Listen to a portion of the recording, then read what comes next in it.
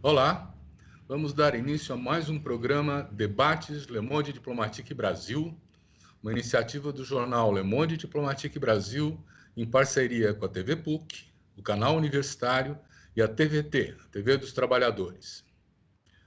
Hoje nós vamos tratar da questão ambiental nas cidades.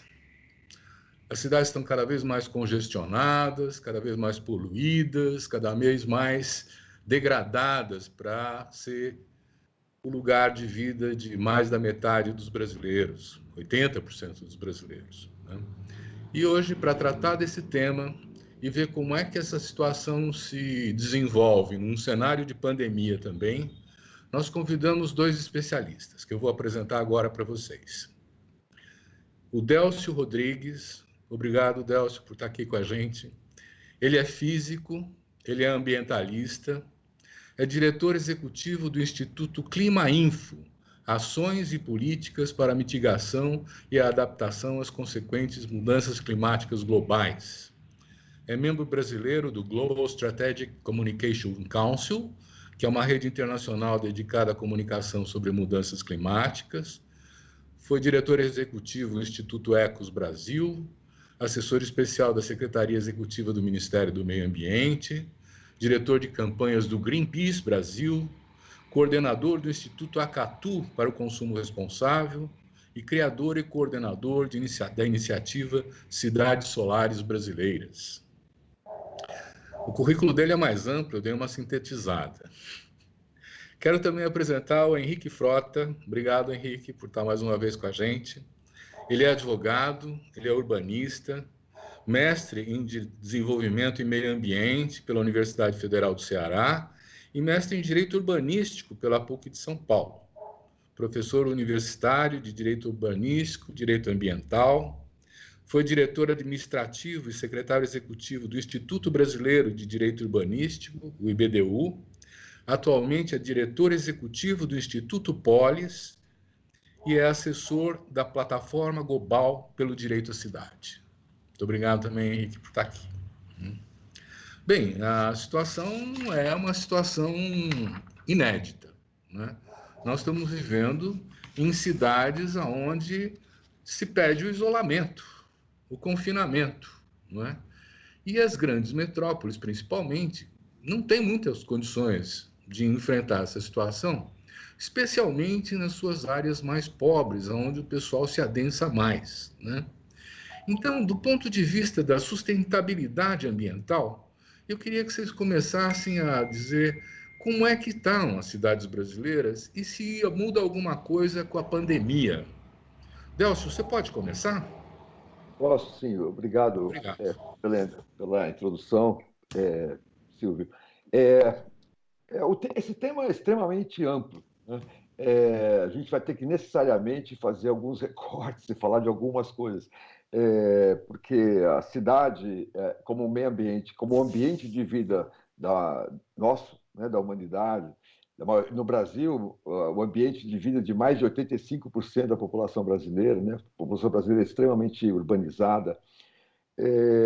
Ela tem muitos aspectos que o meio ambiente da cidade, promovido pelas cidades para a população, tem diversos aspectos que todos eles muito complexos e queria destacar alguma coisa, né? As nossas cidades no Brasil, principalmente as médias e grandes cidades, como você disse, são cidades que são muito quase que agressivas, né, e violentas do ponto de vista do meio ambiente, não só do meio ambiente, mas do ponto de vista do meio ambiente, para o cidadão. Essa violência, esse meio ambiente agressivo, ele também não incide igualmente para todos os cidadãos. Isso é uma coisa que é absolutamente importante da gente falar logo de cara. Né? As populações, em geral, brancas e ricas, né? Ou de classe média alta, sofrem muito menos as questões ambientais da cidade do que as populações periféricas, as favelas e a população negra em geral, né? Os não brancos. Acho que essa é a primeira questão que é importante a gente entender para poder pensar o que é a cidade para diferentes grupos, né? Que a cidade não é uma coisa homogênea. Né? Mas, de modo geral, antes até de entrar na questão dos diferentes grupos sociais, as nossas cidades são um desastre. Né? a mobilidade ela é extremamente cara, né? Para quem usa o transporte urbano público, ele é um transporte caro, não é um transporte confortável, pelo contrário, né? As pessoas se sentem como dentro de uma lata de sardinha na maior parte do tempo, se deslocam por muitas horas utilizando esse transporte, né? Isso é um fator essencial. O transporte público na cidade é um fator essencial, tanto para a gente ter, para pensar uma prevenção à saúde, né? Quer dizer, como é que a gente pode pensar o meio ambiente como um fator de saúde para a população urbana, como também para o acesso, né? Acesso a serviços de todo tipo, e serviço de saúde, serviço de escola e também lazer e acesso aos parques e alguma região um pouco mais verde, né? Então, aí tem a questão da mobilidade urbana, é um problema seríssimo no Brasil, que determina uma série de condições ambientais para as cidades, né? Basicamente, a gente tem uma frota de ônibus, em muitas cidades, uma frota velha de ônibus, né, fazendo o serviço de transporte, emitindo uma quantidade de poluentes muito alta, né, e alguns poluentes muito perigosos, né, como os materiais particulados, aquela fuligem preta que a gente vê nos motores, nos escapamentos dos ônibus e caminhões. Quer dizer, aquilo é extremamente danoso para a saúde da população. Então, o transporte tanto é, por um lado, um instrumento de poluição, né, um instrumento poluidor, como ele também é um instrumento facilitador do acesso à cidade e acesso até ao verde. Então, tem toda uma questão, para mim, relacionada ao transporte, que é essencial a gente pensar. Não estou nem caracterizando o meio ambiente, estou pensando quais são as ferramentas onde a gente pode atuar um pouquinho melhor, né?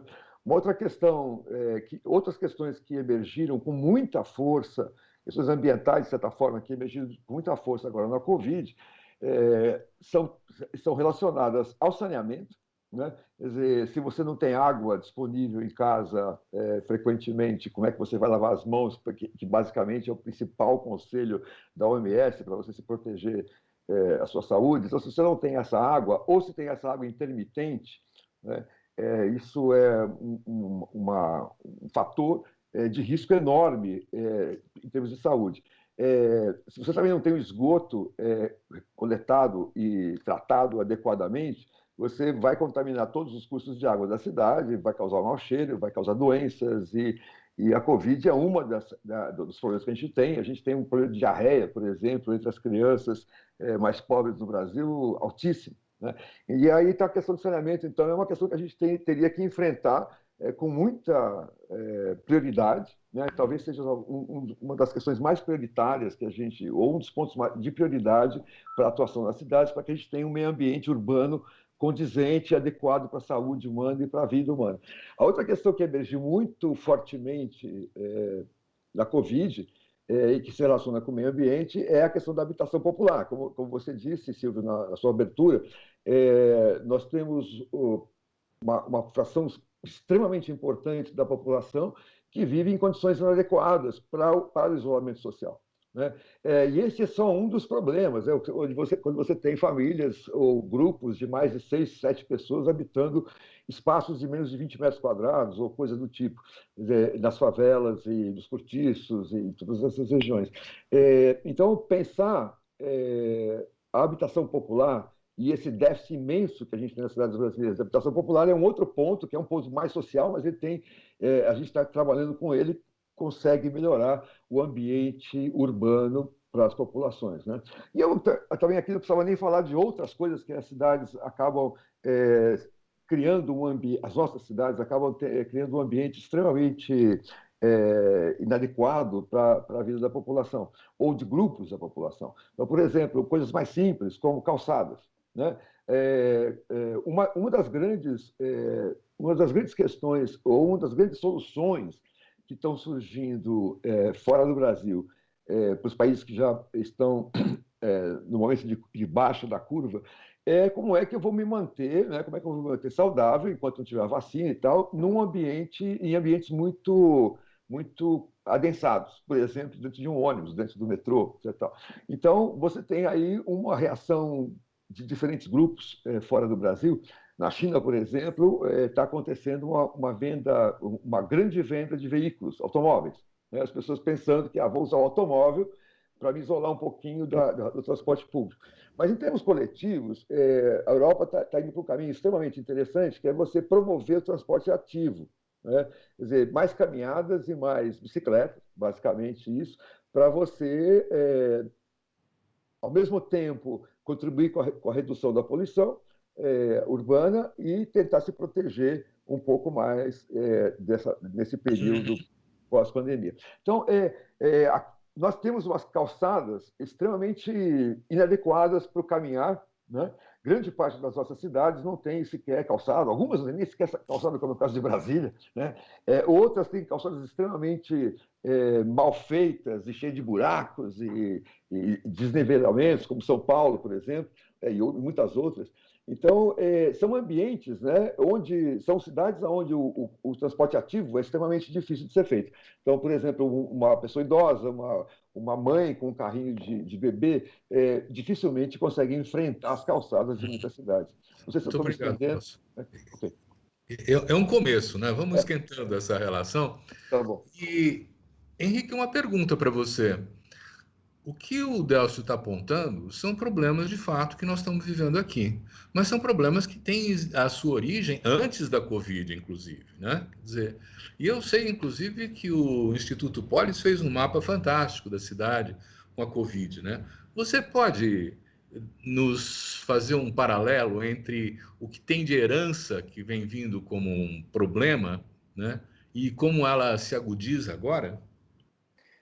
Tá ótimo, Silvio. Eu queria primeiro começar agradecendo mais essa oportunidade de estar aqui com você, né, e nesse diálogo com o Délcio. Também muita satisfação de estar aqui debatendo esse tema com vocês dois. Olha, você tem total razão, né? O que nós estamos vivendo nesse momento de pandemia e de crise, que não deixa de ser uma crise urbana e do processo de urbanização também, não é? Como não deixa de ser uma crise ambiental e do nosso modelo também de desenvolvimento e dos seus impactos sobre o meio ambiente. A crise da pandemia, ela joga luz em aspectos com os quais nós já estávamos convivendo há décadas no Brasil. Esse modelo de urbanização brasileira, que foi se constituindo ao longo do século XX, chega agora no ano de 2020 e nos coloca diante dessa situação, em que, por exemplo, o Délcio já jogou luz sobre isso, né? 85% da população brasileira mora em cidades, e nós temos, por exemplo, uma estatística sobre acesso a esgoto, tratamento de esgoto, em que praticamente metade da população brasileira não ainda tem acesso a esgoto. Como é que a gente explica que em 100 anos de urbanização, se a gente pegar 1930 como um marco, né, em que a urbanização brasileira começa a se acelerar e na década de 60 há essa virada do perfil populacional para uma população que deixa de ser rural para ser majoritariamente urbana, como é que a gente explica que nos últimos 60 anos nós não conseguimos oferecer tratamento adequado de esgoto para metade da população brasileira? E veja, as projeções, né, em relação a esgoto, o Plano, né, Nacional de Gestão dos Resíduos, né, de esgoto, previa que em 2033 nós deveríamos universalizar. Os estudos técnicos hoje apontam que essa universalização só aconteceria em 2060, daqui a 40 anos. Né? Então, 100 anos depois que a população brasileira majoritariamente se torna urbana, que seria possível. Então, se a gente pegar apenas esse exemplo, não é, que é o esgotamento sanitário, que é uma questão ambiental relevante, não só para a saúde pública, mas também pensando para onde é que esses resíduos são destinados, e que provocam contaminação do solo, contaminação dos nossos corpos hídricos, né? Quando a gente faz o cruzamento, como foi feito pelos estudos do Polis, cruzando dados públicos que estão aí presentes, e que nós fizemos a análise socioespacial desses dados, o que a gente percebe na cidade de São Paulo, por exemplo, é que há uma total coincidência entre diversos fatores de vulnerabilidade ambiental com a maneira como o vírus acaba se propagando e afetando de maneira mais dramática uma certa parcela da população. Então, é justamente em regiões mais periféricas, onde há uma dificuldade maior de acesso ao saneamento ambiental, e aí eu incluo, né, o próprio esgotamento sanitário, onde hoje nós temos uma permanência muito maior do vírus e uma incidência maior de internações e de mortes também. Então, nós estamos falando de extremos da Zona Leste, nós estamos falando no extremo da Zona Oeste da cidade de São Paulo, e as regiões conhecidas como aquelas mais valorizadas, né, regiões ali, o quadrante sudoeste, por exemplo, têm índices baixíssimos de morte. E são regiões em que eu tenho uma sobreposição de alta renda, alta valorização do solo e um acesso a serviços ambientais que está universalizado, né? Então, eu queria concordar com o Delcio quando ele diz que tratar da questão ambiental no contexto urbano é entender que as cidades são muito diversas e que há muita desigualdade territorial dentro das nossas cidades, né? Então, eu tenho índices, por exemplo, numa mesma cidade, índices de expectativa de vida, como em São Paulo, que chegam a 75 anos ou 77 anos em alguns distritos, e se eu mudo 20 quilômetros para um distrito mais distante, a expectativa de vida cai 55 anos. Isso tem a ver com vários fatores, né? Letalidade, violência policial, mas também tem a ver com a qualidade ambiental da onde essas pessoas residem. Então, o tempo que elas demoram para se deslocar no trânsito e, portanto, o tempo que elas ficam mais expostas à poluição atmosférica, condições de saneamento no lugar de residência, condições de alimentação, acesso a serviços de saúde. Então, falar, né, das questões ambientais nas cidades brasileiras, a gente tem que partir desse lugar da desigualdade territorial. Muito bom. Então, vocês estão dizendo, os dois, que a pandemia está desvelando uma situação pré-existente com uma profunda desigualdade, né? Do ponto de vista ambiental, como é que se enfrenta esse cenário? Delcio. Bom, a gente enfrenta. Acho que a primeira observação que eu queria fazer, o Silvio, é que o meio ambiente urbano é um meio ambiente construído, né? Nós construímos o meio ambiente urbano, né? É diferente do meio ambiente florestal, certo? Quer dizer, que é a herança aí do tempo da evolução da Terra. Então, a maneira de enfrentar o que nós construímos é melhorar o que nós construímos, é reconstruir ou melhorar, né? Então, claro que isso passa pela política, né? Passa pelas eleições, passa por escolher representantes que efetivamente se preocupem com a questão da pessoa dentro, né, da pessoa humana dentro do espaço urbano. É, talvez eu acho que eu vou ficar um pouco nesse tópico, bem para falar bem rapidamente. Algumas pesquisas recentes estão mostrando que no cenário da eleição de 2022, desculpa, desse ano, da eleição municipal, algumas questões que sempre apareceram em pesquisas pré-eleitorais sobre quais são as questões que as pessoas se preocupam na eleição, são as mesmas, basicamente, mas tem uma grande luz colocada para as pesquisas sobre a questão da saúde, né? E é de se esperar, evidentemente, né? Com a questão da Covid, a saúde, que sempre foi um problema abordado nas eleições, toma uma relevância ainda maior. O segundo ponto parece que é corrupção, mas eu não quero falar muito de corrupção aqui, é um outro assunto, é outro tipo de questão. Mas na questão da saúde, eu acho que o que se pode fazer no nível municipal é basicamente estender o conceito de saúde preventiva, né? A saúde preventiva entendida pelo SUS, hoje, ele é perfeita do ponto de vista do SUS, né? A saúde da família, esses programas todos, é uma questão de estender, levar melhor, etc. E tal. Mas a gente tem que começar a entender o que é o ambiente urbano, pensar o ambiente urbano como uma medida de prevenção, né? Então, a gente tem aí questões, né, que são extremamente importantes, que as prefeituras têm condições de atuar, e acho que pensar em quem você vai votar no momento da eleição, qual é o programa, tem tudo para ajudar a gente construir uma prevenção à saúde mais relevante a partir da intervenção urbana.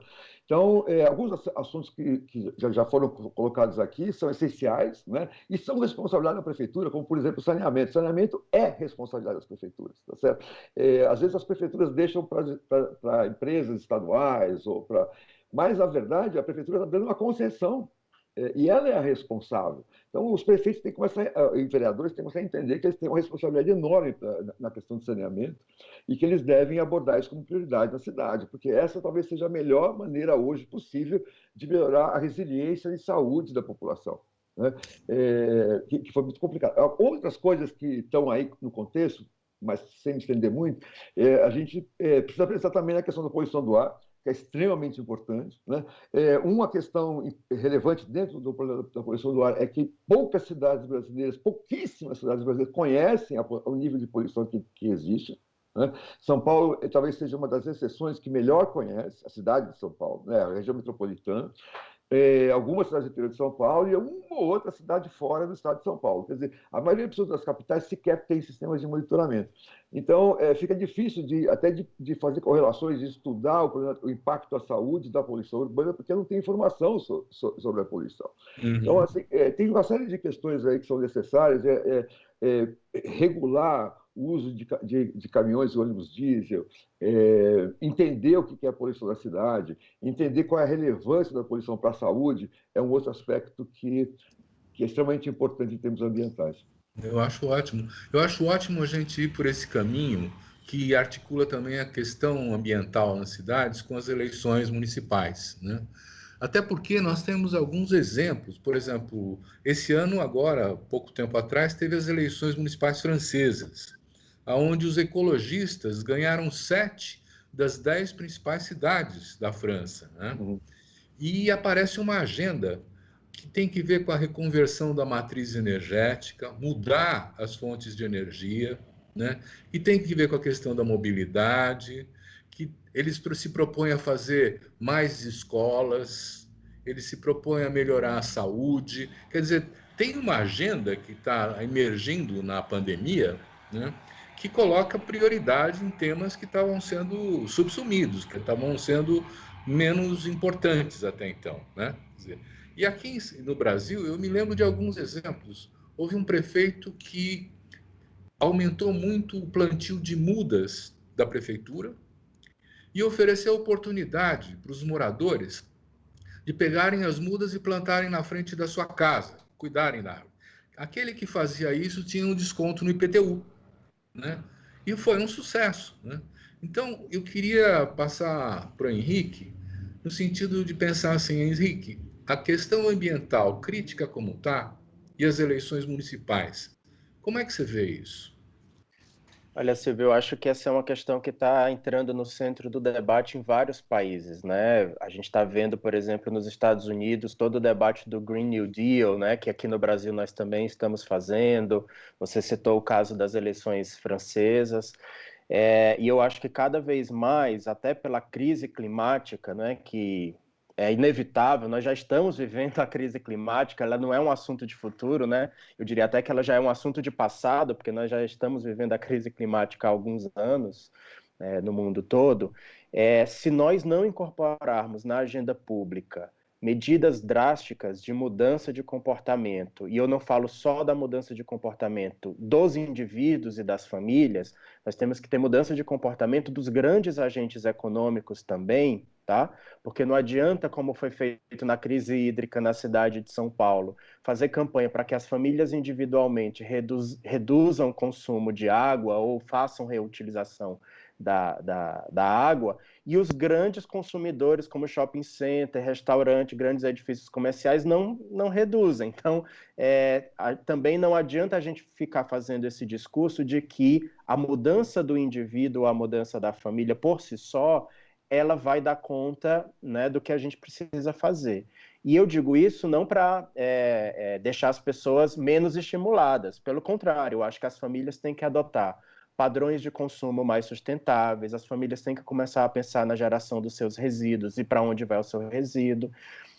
Para vocês terem uma noção, a nossa área de resíduos sólidos do Polis, que é uma área bastante histórica, né, dentro da temática de justiça socioambiental, nós temos um levantamento de vários dados. Hoje, diariamente, na cidade de São Paulo, se produz 12 mil toneladas de resíduos domésticos. Não estou contando industrial, não estou contando outras categorias. Se a gente pensar só resíduo doméstico, diariamente são 12 mil toneladas.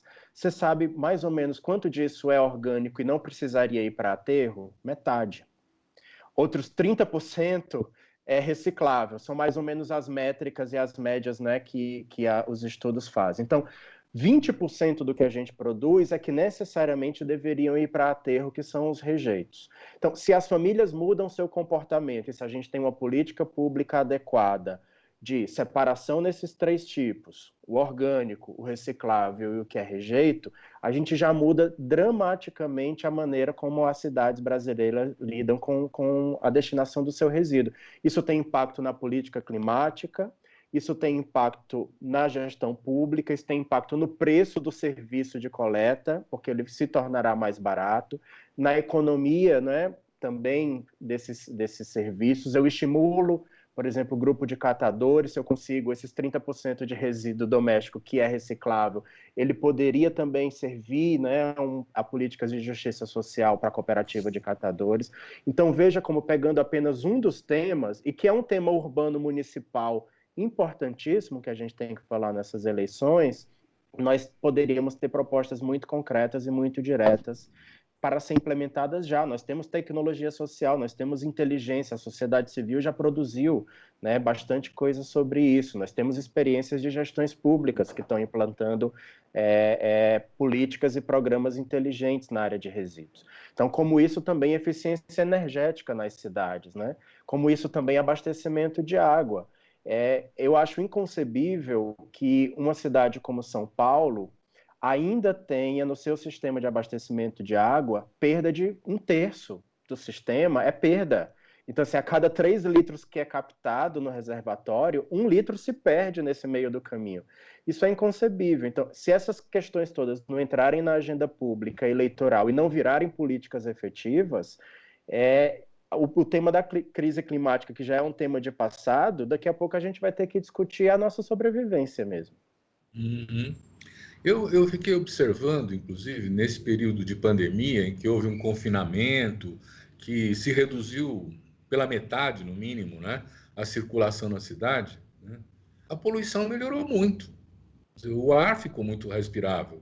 A gente chega a ver, inclusive, passarinhos que a gente não via antes na cidade, né? Quer dizer, existem condições, né?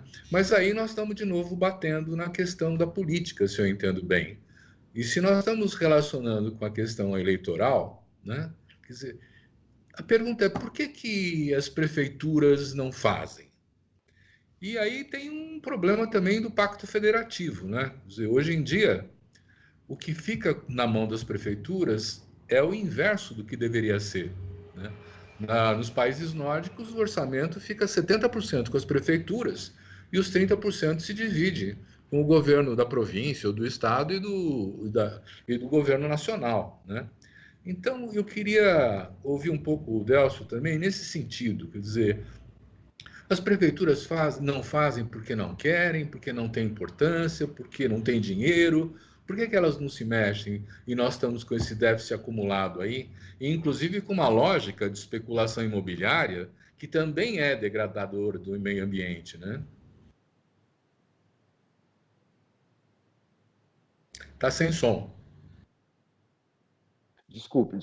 Essa sua pergunta a resposta vale talvez US$ 1 bilhão. Não é a resposta de 1 milhão, é a resposta de 1 bilhão. A gente pode conjecturar uma série de coisas. Eu acho que a solução para isso também é um pouco localizada. Certas cidades têm uma solução, outras têm outras. Mas acho que você apontou um dos pontos centrais da questão, que é o orçamento, né?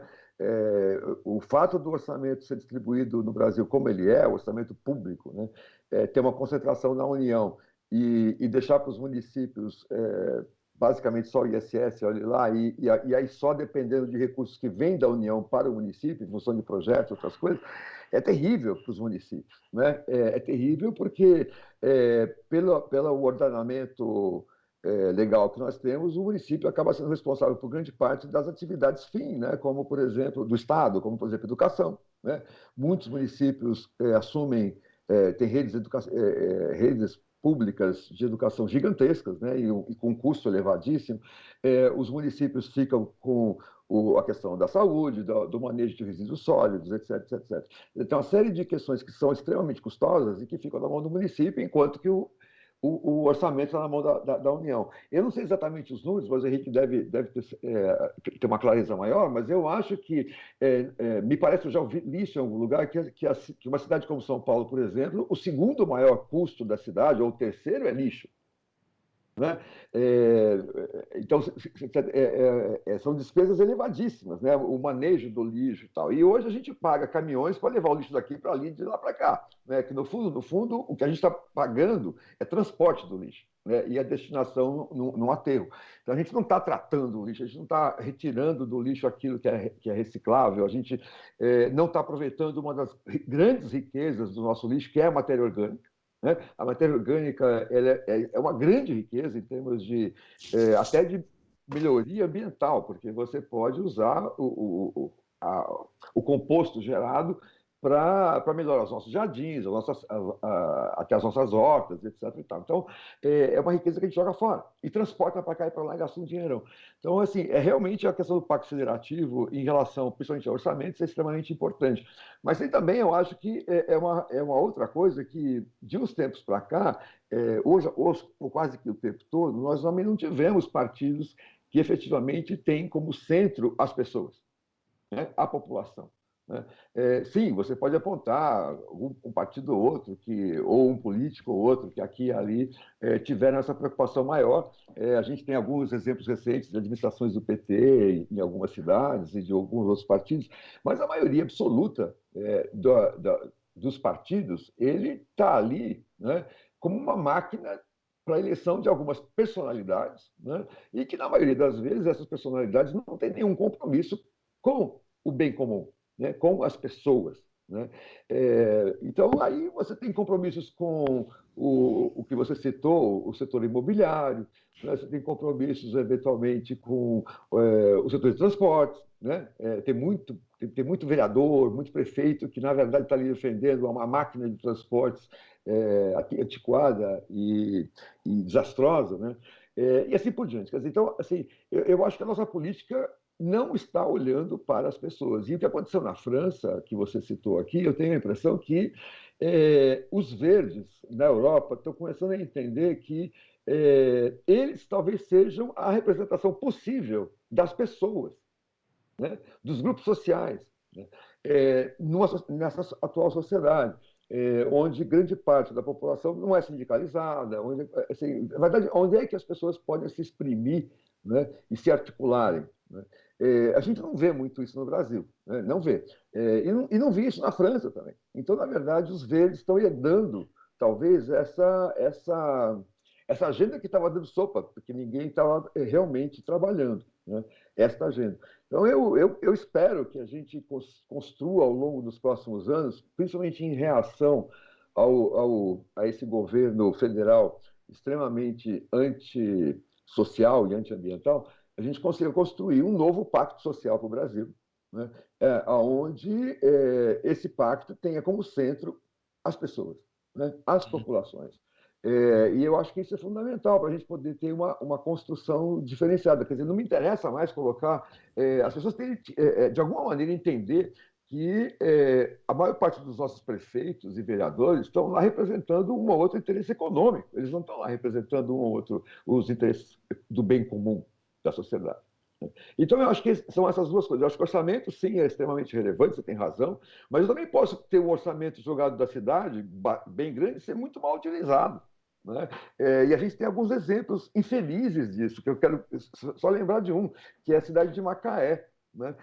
Que teve muito recurso de royalties de petróleo entrando. Essa é uma cidade, de repente, tinha dinheiro e gastou em avenidas, estátuas, edificações inadequadas. E quando o petróleo começa a reduzir, porque o petróleo é bem finito, quando a produção começa a reduzir, este extra, né, que estava entrando, deixa de entrar. Então, aí você fica com uma máquina inchada que não tem como se... Uma máquina pública inchada que não tem como se subsistir, né, e uma série de elefantes brancos. Então, não é só o orçamento. né? O orçamento é extremamente relevante, mas a gente tem que pensar numa representação política em partidos mais focados nos grupos sociais, principalmente naqueles grupos sociais mais menos privilegiados, né?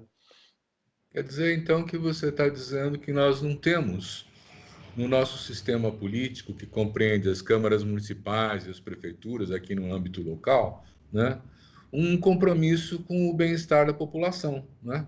Quer dizer, e seria interessante dar uma continuidade a isso, porque algumas iniciativas parece que estão sendo mais expressivas, né? A ideia dos gabinetes coletivos, não sei o quê. Henrique, você podia continuar essa nossa reflexão? Quer dizer, para melhorar o meio ambiente, só é possível fazer isso se melhorar a representação parlamentar, a representação política? Como é que é? Eu acho que sim, Silvio. É uma equação que tem muitos fatores e eu acho que esse é um deles. Assim, quem são as nossas lideranças eleitas, né?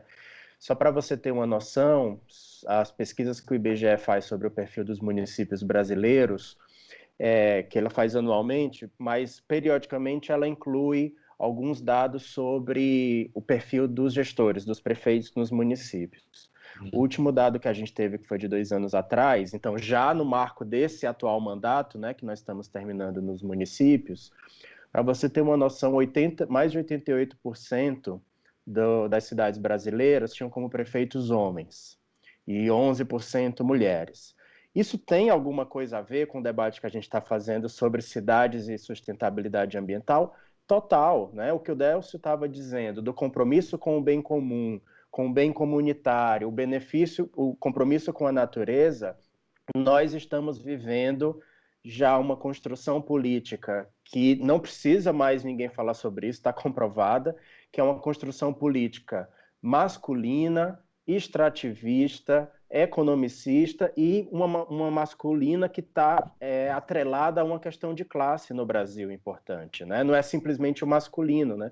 É um masculino que tem um perfil racial, é um masculino que tem um perfil de classe, de renda. Então, se a gente não consegue reverter, e se nessas próximas eleições nós continuarmos com esse mesmo perfil de gestores públicos nos nossos municípios, e que, de certa forma, o dado que eu estou dando aqui é de prefeitos, mas que, de certa forma, ele espelha também os perfis das câmaras municipais de vereadores, majoritariamente masculinas, majoritariamente brancas, né? Se a gente não muda o sistema político brasileiro e não faz uma reforma profunda, para que grupos historicamente que foram subalternizados e que são colocados em situação de vulnerabilidade não consigam ascender também a esses espaços, a gente não vai mudar essa política. E as questões ambientais fazem parte disso. Então, quando eu tenho um gabinete coletivo que é liderado por mulheres negras, ou pessoas da periferia, ou pessoas que vêm de movimentos de cultura periférica, ou pessoas de comunidades indígenas, olha a revolução que eu tenho, né, em termos de proposição legislativa ou de proposição de políticas públicas nas experiências recentes que nós estamos tendo nos últimos 2, 4 anos, né, em que esses mandatos começaram a aparecer e conseguiram ser eleitos. Então, de fato, não é simplesmente uma questão de representação. A representação, né, aqueles indivíduos, aquelas mulheres, aquelas pessoas de periferia, aquelas pessoas negras que chegam a esses espaços de poder, elas não carregam consigo simplesmente uma representação, elas carregam uma agenda política diferente. E essa agenda política tem componentes ambientais que são muito relevantes e que a gente precisa estar de olho. Agora, não adianta ter um vereador, né, ou uma bancada coletiva de um mandato numa Câmara de Vereadores que tem 50, né, vereadores. A gente tem que ter volume para que essas coisas, de fato, possam florescer e que possam ser aprovadas. Uhum. Muito bom. Eu estou pensando aqui também que nessa contraposição entre a lógica de interesse do mercado e a lógica de interesse do cidadão, da cidadã, né, nós estamos também dialogando com a noção da construção de mercadorias ou bem comum, ou bens comuns, né? E nesse sentido, o serviço, por exemplo, de transporte, de água, né, funcionando na base da tarifa que o usuário tem que pagar, não é? Penaliza os mais pobres, porque é um tipo de cobrança que poderia ser feita de outra maneira. Por exemplo, no Brasil hoje nós já temos 16 municípios que têm tarifa zero. Quer dizer, você circula com um ônibus sem pagar nada, vai para qualquer lugar, não é? E é o imposto geral que paga o transporte, né? Delcio, tem que ter você tinha tocado a questão do orçamento, vamos continuar nessa linha. Quer dizer, como é que você vê essas políticas baseadas nas tarifas, essa gestão privada dos serviços públicos? É, é, é interessante isso, porque as prefeituras, vereadores, o poder municipal, ele tinha que entender também que esses são serviços públicos de responsabilidade dele, né? É, e se a maneira de operar é por meio de uma empresa municipal ou por meio de uma empresa privada, quase que não faz diferença se você não tiver uma visão do serviço como um serviço público, né? E que, portanto, deve pensar prioritariamente nas desigualdades. Para que eu vou construir, tá certo, um serviço de transporte maravilhoso para atender quem pode andar de carro ou já está no centro da cidade, né? Que são ou não no centro, mas nas áreas que interessam, valorizadas da cidade, que é a população de classe média alta e rica. Quer dizer, o poder municipal ele teria que trabalhar maneiras, né, de você distribuir esses serviços de maneira a privilegiar as pessoas que não têm condições ou que são as classes menos privilegiadas que estão em locais, e esses locais, os locais a gente conhece, então é possível planejar, né, esse serviço de tal maneira que ele atenda melhor essas pessoas.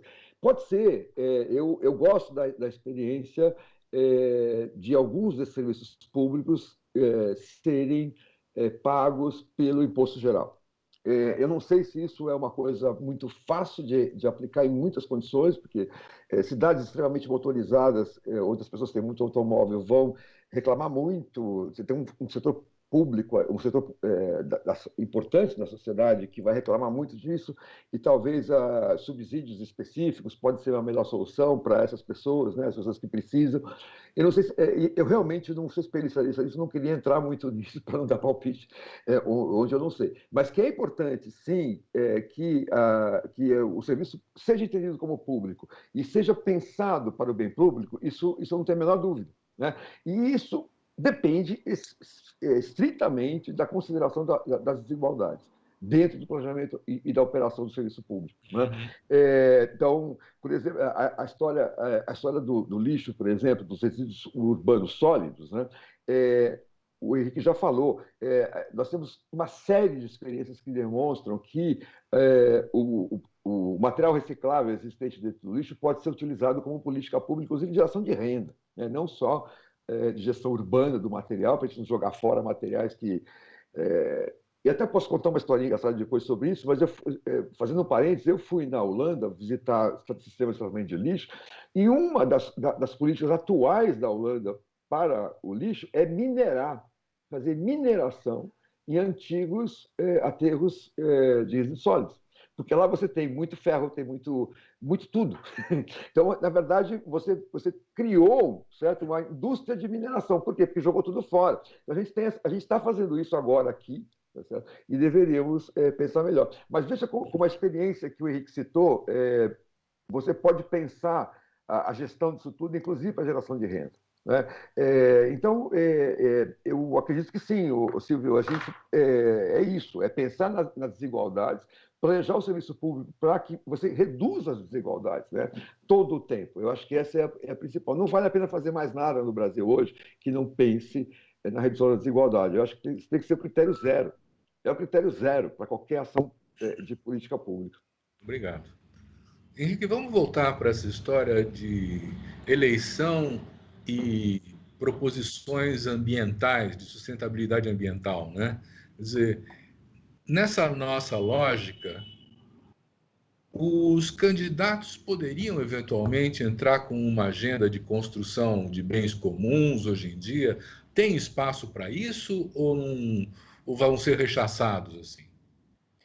Olha, eu acho que tem muito espaço para isso, viu, Silvio? Nós temos aí uma importante camada da nossa sociedade. Eu não estou falando de perfil de renda, porque isso acontece em vários, né, perfis diferentes de classe social, que fazem gestão comunitária dos espaços comuns e dos espaços coletivos há décadas, né? Se a gente vê as experiências de periferias brasileiras, daquela praça que nunca virou praça, que foi abandonada e que você tem uma gestão comunitária, o que acontece aí é uma gestão de um bem comum, é uma gestão comunitária. Eu acho que o nosso poder público, às vezes, fica criando, né, tecnologias e arranjos econômicos, arranjos jurídicos, para fazer parceria público-privada, para conseguir dinheiro da iniciativa privada, e não dá a mínima da tecnologia social que acontece, né, historicamente na nossa sociedade, em que as pessoas conseguem fazer uma gestão comunitária muito bem feita.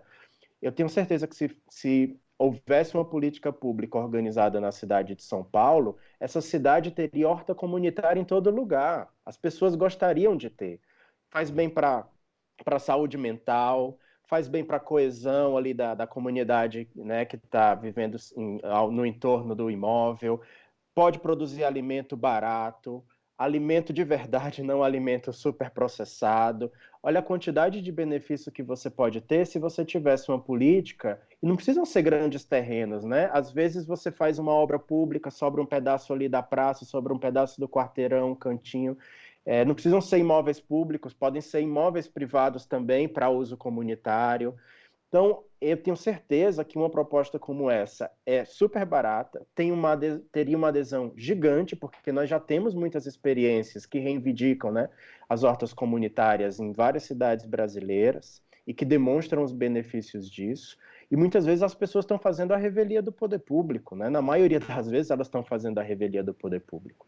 Então, é um exemplo muito singelo, né, para dizer como a política pública já poderia aproveitar de uma tecnologia social que existe, né, na sociedade brasileira e que poderia transformar isso numa escala muito maior e poderia trazer um benefício gigante. Você aumenta espaço verde na cidade, você aumenta a produção de alimento, você reduz o circuito do alimento até a mesa da pessoa, portanto, você impacta também nas políticas de carbono. Olha a quantidade de desdobramentos que uma coisa singela, como você ter horta comunitária, com gestão, né, como um bem comum, uma gestão coletiva, e aí não é uma parceria público-privada, é uma parceria do público com o comunitário. Eu acho que pensar um novo modelo de gestão ambiental é também pensar um novo modelo de parceria do público com o comunitário. Muito bom. Muito bom. Eu me lembro que na crise que nós tivemos de água, na falta de água do último período, né, começou a se ter uma preocupação com o uso da água. Então, aquele negócio de lavar calçada só podia com água de reuso, não é? E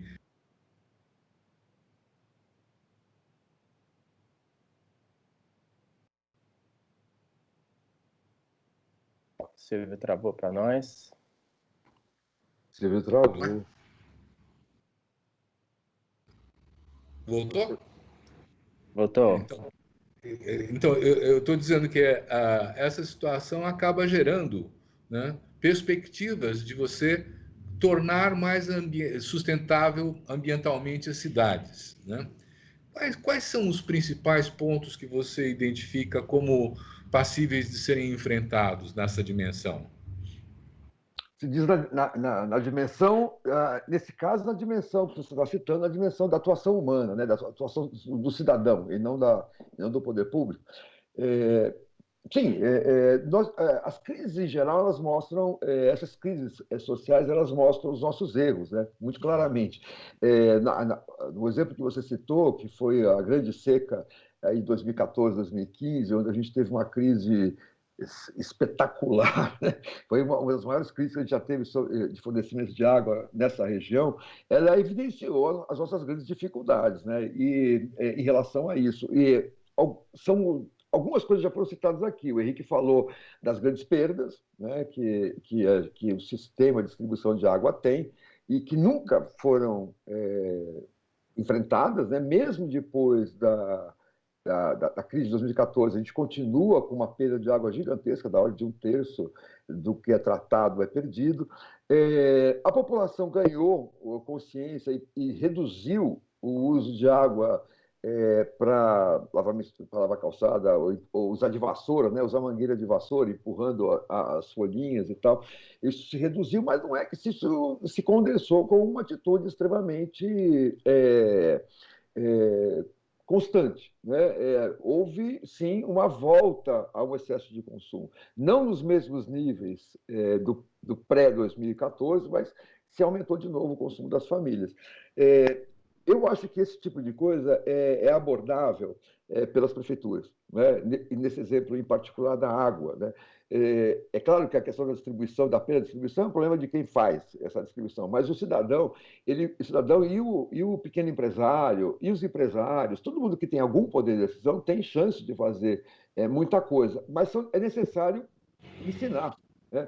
É necessário manter a atenção também. Né? Um dos melhores exemplos que surgiram em 2014, nem foi aqui, mas foi a quantidade de exemplos que vieram da Califórnia sobre como fazer a gestão do uso da água. Né?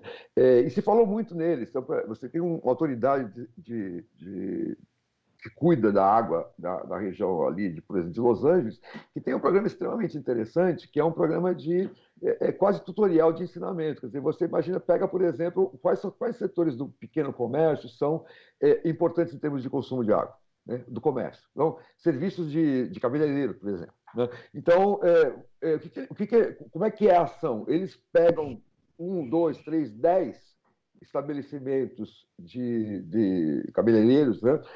Fazem um estudo específico de para onde que a água está indo, como que essa água poderia ser economizada ou retratada ali naquela situação específica, fazem o investimento naqueles 10 exemplos, filmam aquilo tudo, né? E começam a fazer propaganda daquilo voltado para o empresário do ramo de cabeleireiro, por exemplo. Então, você imagina como que é uma ação relativamente simples, é uma ação quase de comunicação, de baixo investimento, mas você pode mostrar em cada local, em cada tipo de estabelecimento, como é que você pode economizar água. E, portanto, economizar em gastos, que para o setor comercial é extremamente relevante. Mesma coisa eles fazem para residências, onde eles fizeram um levantamento grande de quais são os consumos maiores das residências e como cuidar desses consumos. Também fizeram campanhas enormes, inclusive dando descontos, que foi uma coisa parecida que a CBS fez aqui, mas dando descontos para quem conseguia reduzir a água através de melhorias de gestão ou investimentos específicos que fossem perenes. Né? É uma coisa que a gente precisa pensar ao longo prazo. Aqui no Brasil, a gente tem uma oportunidade enorme, né?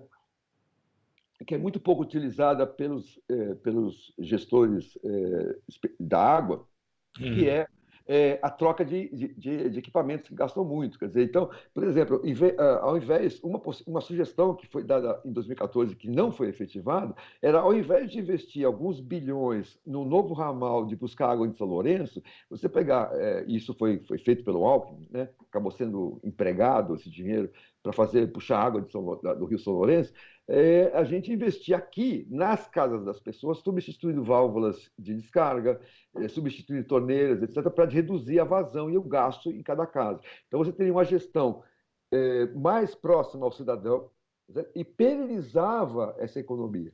Tá certo? Porque o que faz o gasto na casa não o hábito, sim, existe a questão do hábito, mas mais do que isso é o equipamento. Né? Por exemplo, as descargas, os serviços as válvulas de descarga das privadas das pessoas. Então, você tem várias opções possíveis, a gente acaba pensando só naquilo que é a oferta, né? Buscar mais água, buscar mais água, buscar mais água, em vez de pensar no uso e na conservação dessa água. Tá. Então, tem espaço aí. Vamos partir disso que você está falando.